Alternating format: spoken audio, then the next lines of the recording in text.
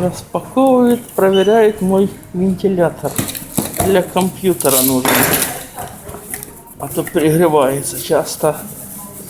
И камера не выдерживает. Камера, говорю, это скажем, процессор графический. Монтаж.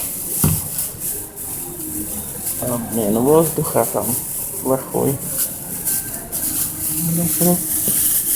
Что собирать надо, сборный. Я заодно подивлюсь, як я делаю.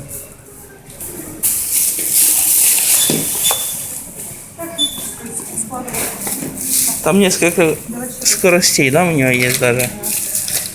Да, две. Это самое мощное, да? Угу. Нормально, хватит для моих целей. А ось це що таке, що?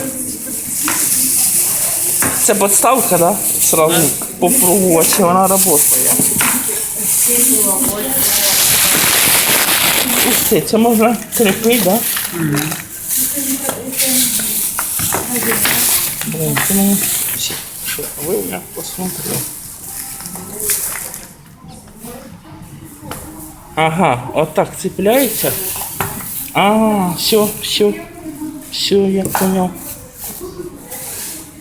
И вот так вот крепится. Сейчас, подожди. Все.